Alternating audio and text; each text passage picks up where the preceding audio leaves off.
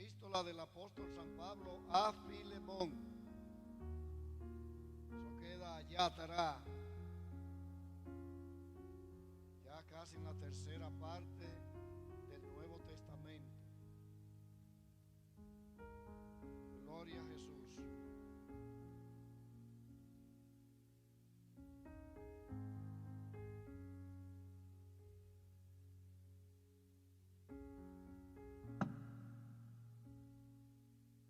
Gloria a Dios.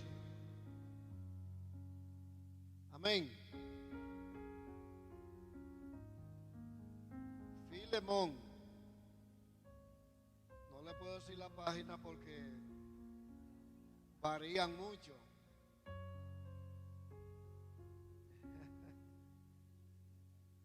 Sí. Después de Timoteo y Tito.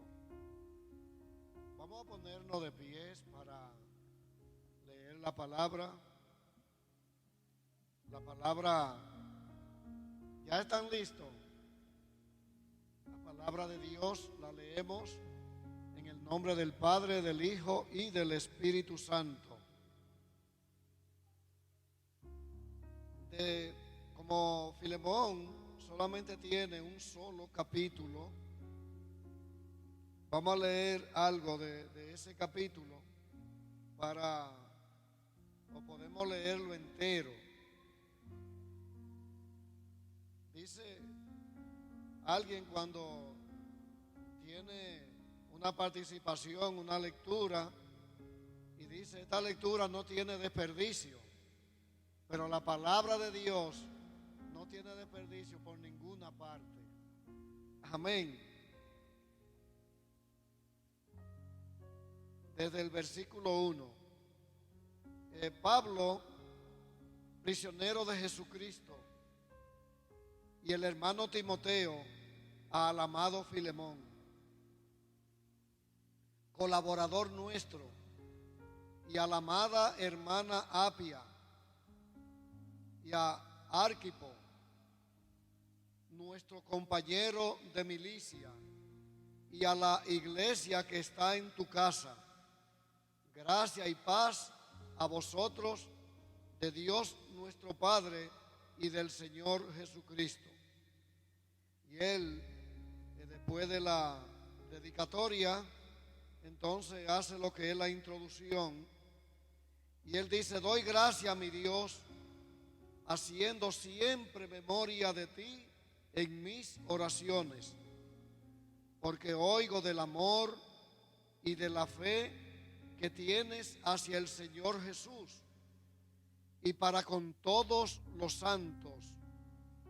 Si usted tiene su Biblia y puede subrayar ese versículo 4, algo que identifica a Filemón como pastor.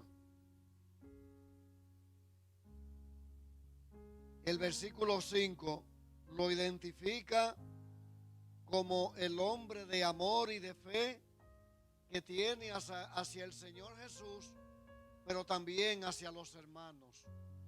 Cuando se refiere a los santos, se refiere a los hermanos de la iglesia. Para que la participación de tu fe sea eficaz en el conocimiento de todo el bien que está en vosotros por Cristo Jesús. Pues tenemos gran gozo y consolación ¿en qué? En tu amor, porque por ti, oh hermano, han sido confortados los corazones de los santos. Por lo cual, aunque tengo mucha libertad en Cristo para mandarte lo que conviene, más bien te ruego por amor, siendo como soy, Pablo ya anciano, y ahora además prisionero de Cristo.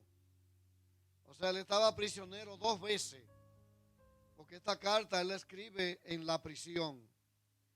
Te ruego por mi hijo Onésimo, a quien engendré en mis prisiones, el cual en otro tiempo te fue inútil, pero ahora a ti y a mí nos es útil. Que de hecho el nombre de Onésimo quiere decir útil, el cual vuelvo a enviarte. Tú pues recíbele como a mí mismo. Yo quiero retenerle conmigo para que en lugar tuyo me sirviese en mis prisiones por el evangelio. Pero nada quise hacer sin tu consentimiento, para que tu favor no fuese como de necesidad, sino voluntario. Vamos al versículo. Bueno, vamos a seguir, porque es solamente un versículo. Porque quizá para esto se apartó de ti por algún tiempo, para que le recibieses para siempre. No ya como esclavo, sino más que esclavo, como hermano amado, mayormente para mí, pero cuanto más para ti, tanto en la carne como en el Señor. Así que si me tienes por compañero, recíbele como a mí mismo. Y si en algo te dañó o te debe, ponlo a mi cuenta. Yo, Pablo, lo escribo de mi mano, yo lo pagaré, por no decirte que aún tú mismo te me debes también. Así, sí, hermano, tenga yo algún provecho de ti en el Señor, conforta mi corazón en el Señor. Te he escrito confiando en tu obediencia, sabiendo que harás aún más de lo que te digo. Prepárame también alojamiento, porque espero que por vuestras oraciones os seré concedido. Pueden sentarse. Padre, te damos gracias en esta hora. Oh Señor, gracias por tu palabra. Gracias porque tú le has permitido a este tu siervo exponer tu palabra en este día. Te pido tu fortaleza, que el Espíritu Santo, Señor, esté,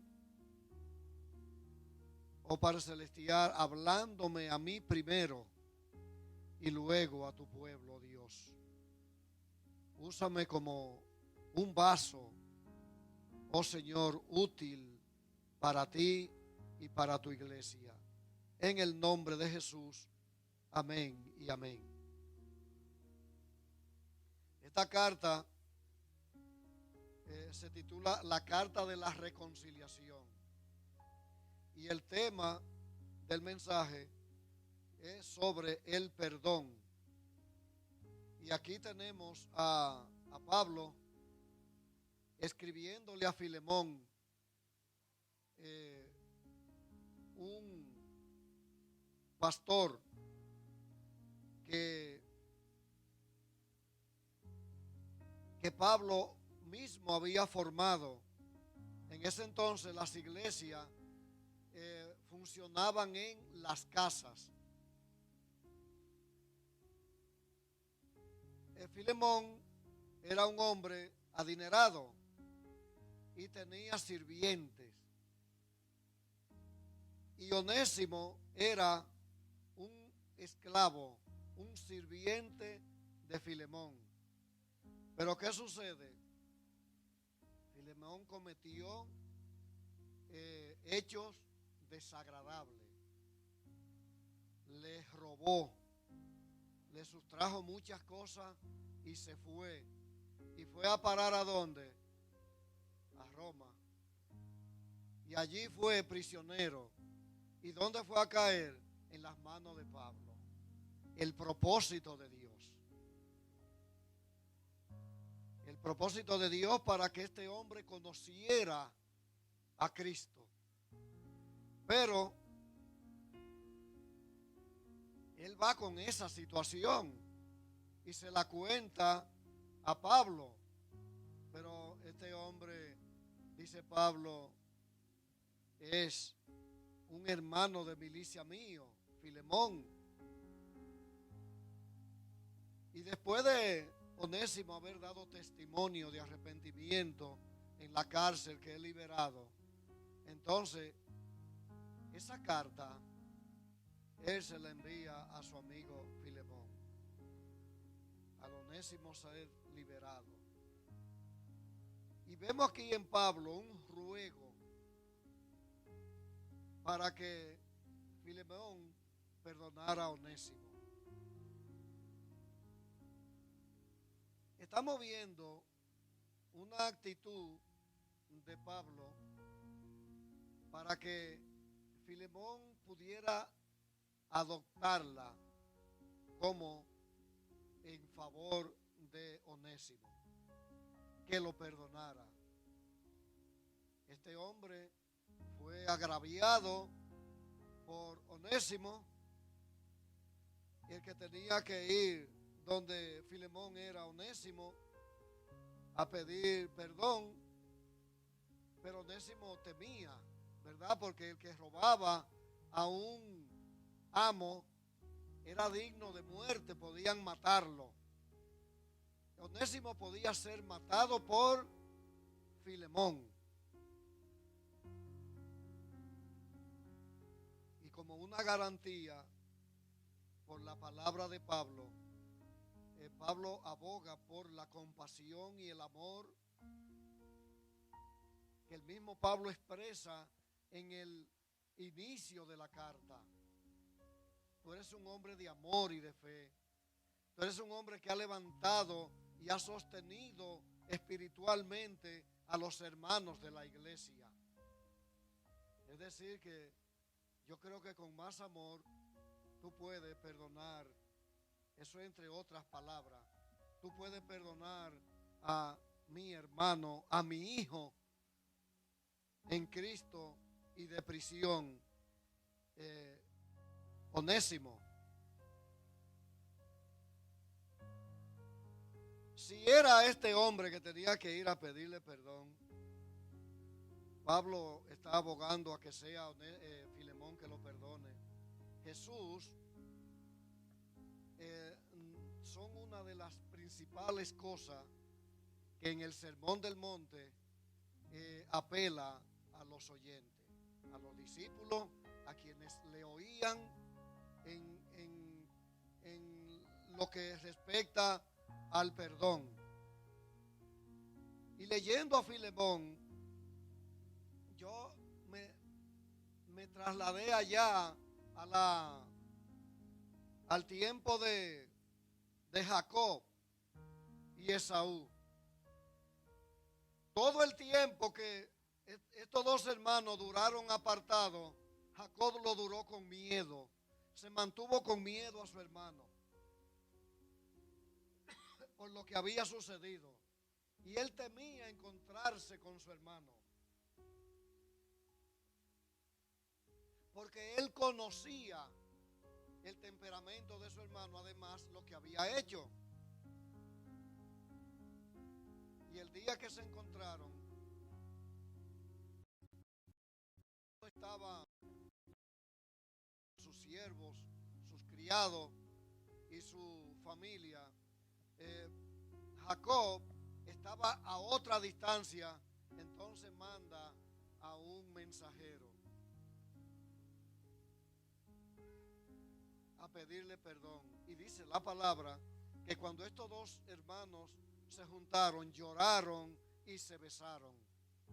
Después de todo ese agravio que había sucedido, porque tampoco Esaú confiaba en Jacob, porque Jacob quiere decir que engañador. y él no confiaba en él porque le había engañado. Pero ¿qué sucedió? Sucedió lo mejor, sucedió la reconciliación, sucedió el perdón. En la parábola del hijo pródigo, que se encuentra en Lucas capítulo 15, tenemos un episodio aquí, y yo siempre cuando predico menciono la parábola del hijo pródigo, que son estándares que tiene la palabra para reflejar lo que es el amor de Dios, lo que es el perdón, lo que es el arrepentimiento cuando ofendemos, cuando pecamos, la posición, y también refleja la posición de un hijo egoísta, religioso, apegado a lo que es una obediencia al Padre, pero que reclama lo que es un derecho. Y nosotros, aún teniendo obediencia, aún estando apegados al Padre, no tenemos derecho a reclamar. Pero este muchacho, dice la palabra, que le dijo al Padre: dame lo mío, lo que me toca, que yo me voy de aquí. El Padre le da sus bienes, se fue. Dice la palabra que él se fue a una ciudad, y allí vivió como perdidamente. La palabra dice que él andaba con ramera, pero fue de la boca del hermano. Aquí dice la palabra que él anduvo perdidamente. La canción que grabó este hombre, Richie Ray, en cuanto a Juan, antes uno bailaba eso. Yo recuerdo, yo bailaba eso cuando yo era del mundo. Juan en la ciudad. La mayoría de aquí saben de esa canción o ese merengue. Y dice el merengue que él vivía en vinos y placeres y hermosas mujeres. Pero un día Juan, dice la palabra, se encontró como solo, sin nada, sin dinero, sin trabajo, sin familia. Y todo lo que él tenía a su alrededor se había ido. Es una gran advertencia para nosotros no desperdiciar nuestra vida. Que el día que tenemos problemas, todo el mundo se va y nosotros quedamos humanamente solos. Pero dice la parábola que este muchacho fue a parar a una posilga de cerdo, a una hacienda, a una granja de cerdo. Y él tenía tanta hambre que quería comerse las algarrobas que le daban a los cerdos. Pero la necesidad, la situación, dice la palabra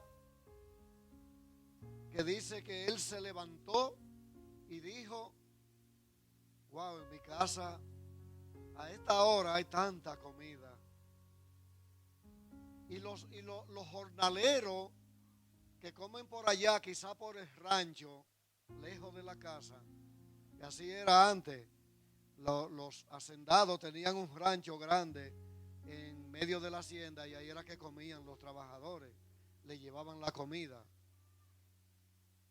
Yo llegué a llevarle comida a trabajadores en los conucos. Y la conciencia le llamó. La conciencia es el tribunal más alto que hay en la tierra para el hombre. Porque usted puede burlar la justicia de un estado. Usted puede burlarse con la mentira de otra persona. Pero de la conciencia nadie se burla. Porque ella sube, ella acusa, ella justifica, tanto acusa como justifica. O sea que no podemos escondernos de la conciencia. En la ocasión cuando Martín Lutero clava las 95 tesis, que lo manda ese tribunal religioso para que se retractara de lo que había hecho, y le dice: deme en 24 horas.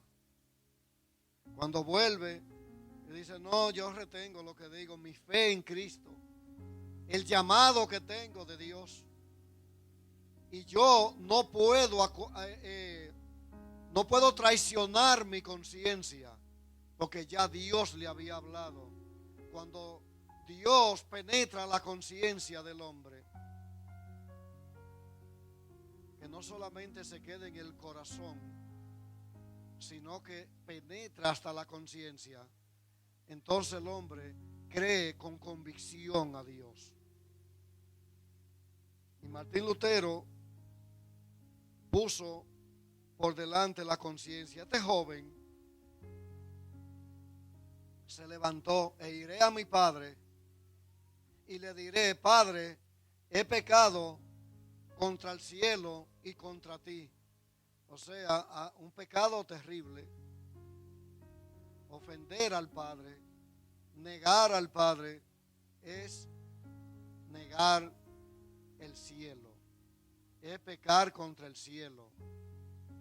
Y este muchacho se levanta y va al Padre, pero dice la palabra que el Padre estaba atento a que su hijo llegara.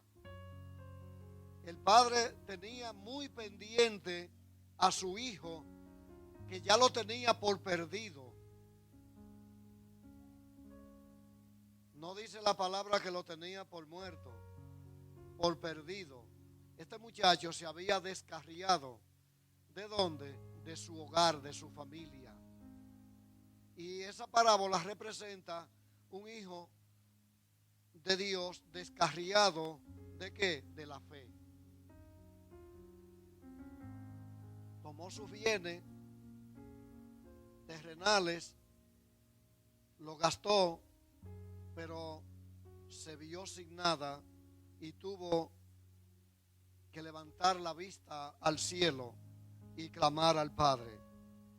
Entonces él pensó: en mi casa hay mucha comida, los jornaleros de mi casa, los esclavos de mi casa están comiendo mejor que yo.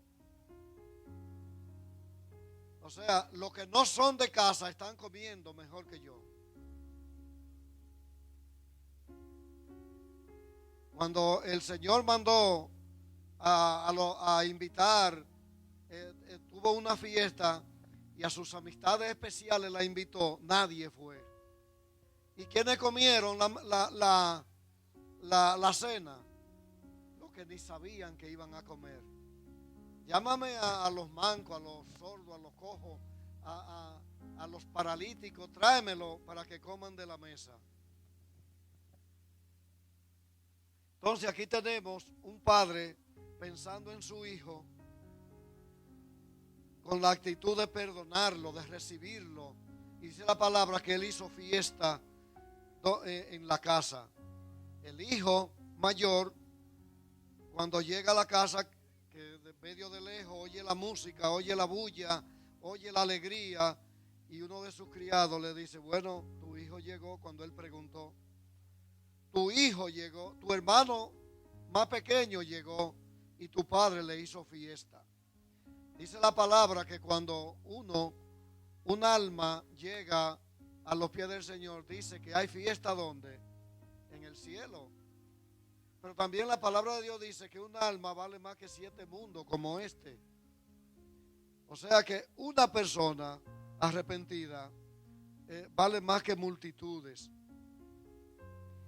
Aquí vemos un padre perdonador, pero también vemos a un hijo que aún estando en la iglesia, aún estando en la familia, disfrutó de todos los bienes del padre, pero él no se conformó con eso. Él quería que lo agradaran. ¿Estamos buscando agrado? No, estamos buscando perdón. Estamos buscando la reconciliación con nuestro Padre. Y Cristo vino para reconciliar que al hombre de pecado con el Padre, hacerlo volver a casa. ¿Para qué? Para que viva una eternidad con Él. En Mateo capítulo 6, vamos a ver a Mateo capítulo 6.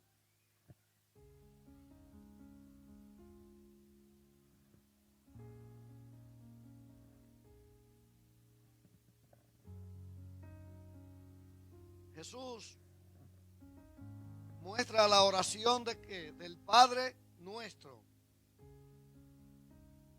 Y uno de los pilares del Padre nuestro es el perdón. Y que nosotros, cuando vayamos al Padre, cada vez que vamos al Padre en oración, tenemos que ir en una actitud de arrepentimiento, reconociendo, ¿verdad?, que ofendemos. A veces oramos: Padre, perdóname por si te he ofendido. ¿Cuántas veces no ofendemos a Dios? ¿A través de quién? De un hermano. A través de nuestro propio pensamiento ofendemos a Dios. Dice Mateo capítulo 6 del versículo en adelante: y cuando ores, no seas como los hipócritas, porque ellos aman el orar en pie en la sinagoga y en las esquinas de las calles. ¿Para qué? Para ser vistos de los hombres. De cierto os digo que ya tienen su recompensa. Mas tú, cuando ores, entra en tu aposento, cerrada la puerta, ora a tu Padre que está en secreto, y tu Padre que ve en lo secreto te recompensará en público. Y orando no uséis vanas repeticiones como los gentiles, que piensan que por su palabrería serán oídos. No os hagáis pues semejante a ellos, porque vuestro Padre sabe de qué cosas tenéis necesidad, antes que vosotros la pidáis. Vosotros pues oraréis así: Padre nuestro, y todos lo sabemos, ¿verdad?, que estás en los cielos, santificado sea tu nombre, venga tu reino, hágase tu voluntad, como en el cielo, así también en la tierra. El pan nuestro de cada día, dánoslo hoy. Perdónanos nuestras deudas, como también nosotros perdonamos a nuestros deudores. Y no nos metas en tentación, mas líbranos del mal, porque tuyo es el reino, el poder y la gloria. Y sigue el 14, dice: porque si perdonáis a los hombres sus ofensas, os perdonará también a vosotros vuestro Padre Celestial. Mas si no perdonáis a los hombres sus ofensas, tampoco vuestro Padre os perdonará vuestras ofensas. Cuando éramos religiosos tradicionales, sabíamos el Padre Nuestro. Recuerdo que en mi casa, cuando unos raditos pequeños que había en la esquina de la sala una tablita, y ahí tenían el radio, y ahí teníamos que estar todito a las 6 de la tarde rezando el tercio, y lo primero que leíamos, que rezábamos, era el Padre Nuestro, pero era solamente rezar. Pero el practicarlo, lo más importante que tiene el Padre Nuestro es el perdón. la columna vertebral del Padre Nuestro es el perdón. Porque si perdonamos a los que nos ofenden, nosotros también seremos perdonados por Dios. Pero si no perdonamos, nosotros no vamos a recibir perdón.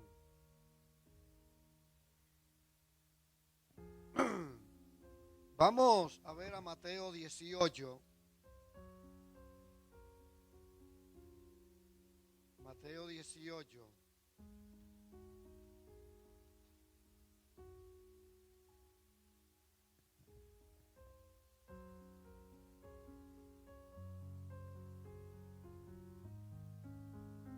Del 15 en adelante.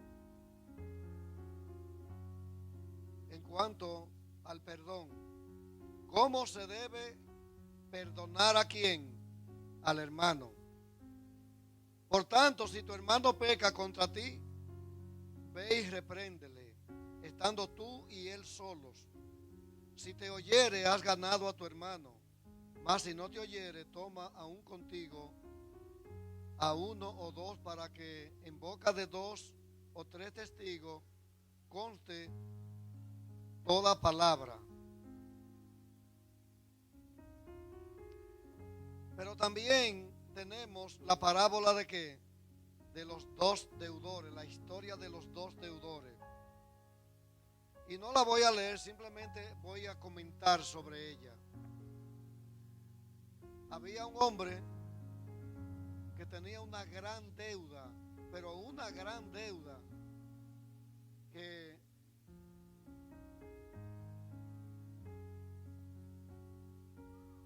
llevándola al valor que tiene el dinero hoy, fuera el hombre más rico de Estados Unidos, lo que equivale el monto de esta deuda. Y este hombre, cuando va a cobrarle, le rogó que le perdonara esa deuda porque él no podía pagarle. En ese entonces, el que debía dinero y no podía pagarlo era sujeto de perder su familia. El acreedor, el dueño del dinero, podía tomar su familia y llevársela como esclavo a su hacienda. Dice la palabra en el libro de los Proverbios que el que debe es esclavo ¿de quién? Del que presta. Debe de explicar, tiene que dar explicación, pero también tiene que vivir para esa deuda. Y por eso somos esclavos cuando debemos. ¿De quién? Del que presta. Y le fue perdonada la deuda. Le fue librado de la cárcel. Le fue librado de quitarle su familia.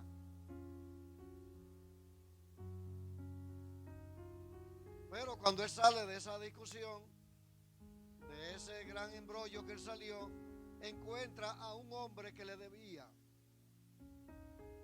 pero muy poco dinero.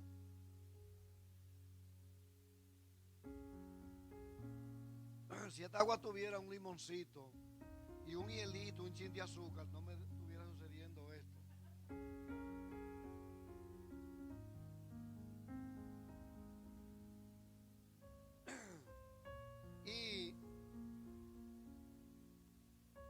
Y el hombre le pidió que le pagara. Y él le rogó que no podía pagarle. ¿Y qué hizo? Después de haber sido perdonado, que lo arrojó a la cárcel a este hombre. Y llegó a la boca de aquel hombre rico. Ah, tú no pudiste pagarme y yo te lo perdoné. Y con la mísera cantidad que él te debía, tú no pudiste perdonarle. Pues ahora yo vuelvo para atrás. Ahora el que va para la cárcel eres tú. O sea, cuando nosotros no somos capaces de perdonar, estamos en la cárcel de nuestro propio pensamiento, de nuestro orgullo, de nuestra sustentación propia, entonces el Padre, nuestro Dios, entonces no nos perdonará. El joven rico, el muchacho, el hijo pródigo, fue y pidió perdón. Pablo le pidió a Filemón que perdonara a Onésimo. ¿Y cuál fue el ofendido? Onésimo.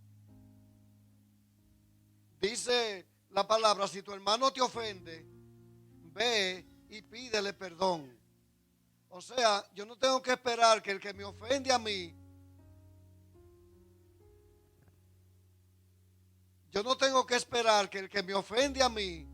venga y me pida perdón. No, él fue que me ofendió, él es que tiene que venir a humillarse, a arrodillarse. Pero yo tampoco puedo pensar como ofensor, no, yo no voy a pedirle perdón, porque si le pido perdón, entonces me estoy humillando y yo no me voy a arrastrar. Entonces, estamos comiendo ¿qué? Comida de cerdo. Nos estamos alimentando del orgullo humano, del orgullo que tenemos como consecuencia de una naturaleza caída, de un hombre pecador que tenemos aquí.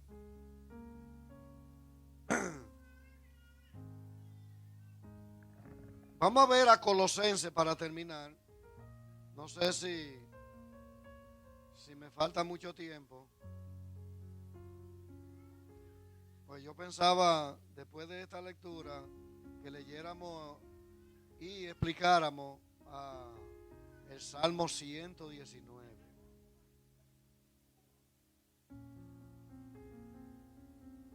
Colosenses capítulo 3. La vida antigua y la nueva. Vamos a ver si hay contraste en la vida antigua y en la vida nueva. A ver dónde nos hemos quedado después de haber sido convertido a Cristo.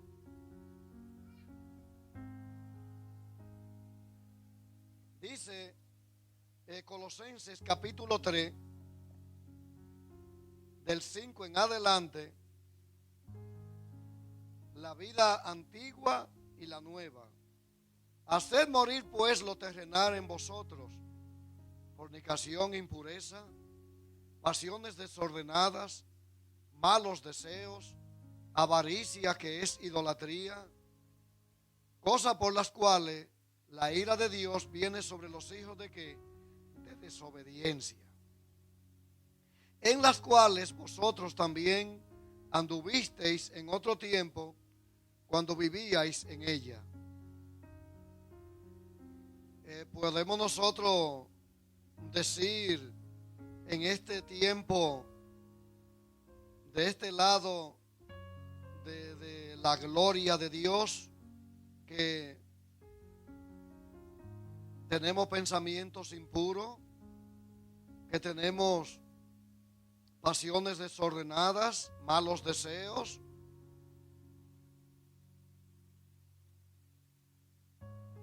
avaricia. Nosotros podemos identificar pasiones desordenadas, podemos identificar hasta los malos deseos, pero la avaricia es difícil de identificar.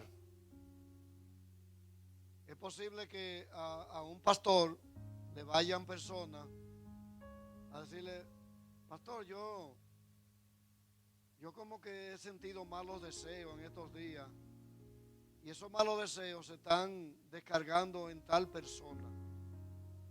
Yo quiero ver lo que usted me diga en cuanto a esto. Pero nadie ha ido donde un pastor: pastor, yo como que siento avaricia. Porque la avaricia es insaciable. Dice, el libro de Proverbios habla mucho de la avaricia, y la avaricia es tan terrible que el hombre no se cansa de tener. Mientras más tiene, más quiere. Mientras más tiene, más quiere. Y que no se lo den a nadie tampoco todo lo que yo quiero, porque es para mí.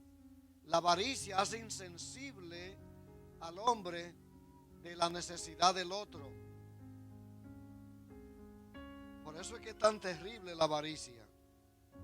Cosas por las cuales la ira de Dios viene sobre los hijos de desobediencia, en las cuales también anduviste en otro tiempo cuando vivíais en ella. Pero ahora dejad también vosotros todas estas cosas: ira, enojo, malicia, blasfemia, palabras deshonestas de vuestra boca. No mintáis los unos a los otros, habiéndoos despojado del viejo hombre. ¿Con qué? Con sus hechos. Y revestido del nuevo, el cual conforme a la imagen del que lo creó. Esto se va renovando hasta el conocimiento pleno, donde no hay griego ni judío, circuncisión ni incircuncisión, bárbaro ni excita, siervo ni libre, sino que Cristo es el todo y en todo. Ahora dice la palabra: vestíos pues como escogidos de Dios, santos, amados, santos y amados, de entrañable misericordia, de benignidad, de humildad, de mansedumbre, de paciencia, soportándoos unos a los otros, perdonándonos unos a otros. Si alguno tuviere queja contra otro, de la manera que Cristo os perdonó, así también hacedlo vosotros. Y sobre todas estas cosas, vestíos de amor, que es el vínculo perfecto, y la paz de Dios gobierne en vuestros corazones, en la que asimismo fuisteis llamados en un solo cuerpo, y sed agradecidos.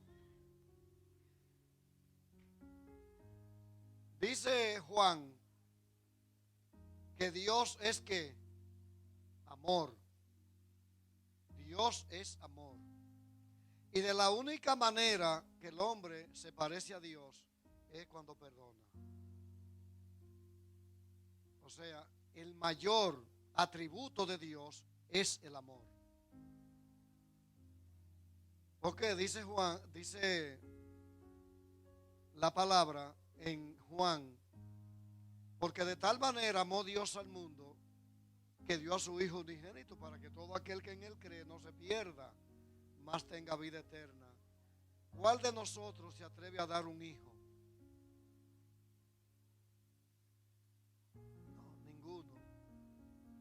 Por el rescate de otros, no. Ya esas religiones de por ahí, ellos se trayan con una bomba, porque ellos creen que con eso se salvan.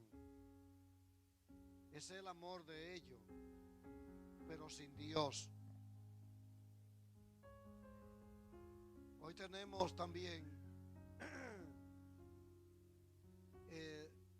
doctrina humanista que se fundamentan en el positivismo. Hay que ser positivo, hay que ser, pero sin amor y sin Dios. Positivismo sin Dios. Y el amor, dice la palabra, ¿qué es lo que hace? Que cubre multitudes de pecados. Y la primera es el perdón. La primera es el perdón de esos pecados. Por eso tenemos que vestirnos como escogidos de Dios. O sea, lo que nos identifica a nosotros como escogidos de Dios primero es ser santos y amados. Tenemos que ser misericordiosos. Tenemos que ser benignos. Tenemos que estar cubiertos de humildad, de mansedumbre. Y todos necesitamos todas estas características para identificarnos como cristianos, como hijos de Dios. Tenemos que tener la paciencia para que para poder soportarnos unos a los otros y perdonarnos unos a otros.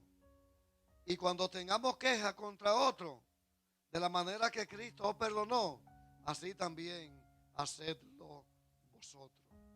Y sobre todas estas cosas, vestido de amor, que es el vínculo perfecto.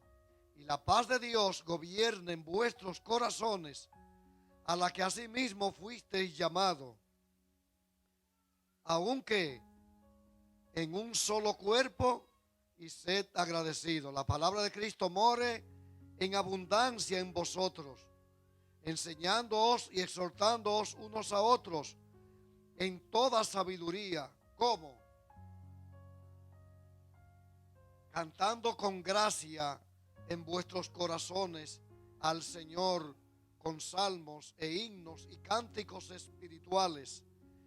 Y todo lo que hacéis, sea de palabra o de hecho, hacedlo para todo en el nombre del Señor Jesús, dando gracia a Dios Padre por medio de Él.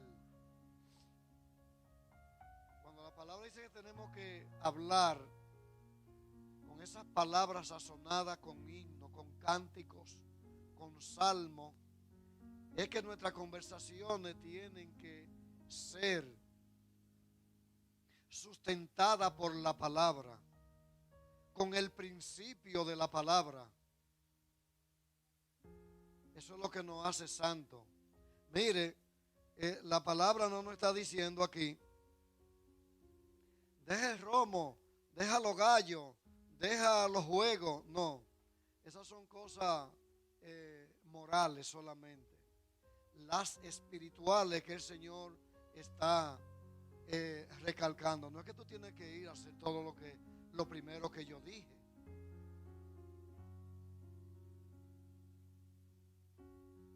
Pero estas, del versículo 12 en adelante, es lo que nos identifican a nosotros como escogidos de Dios.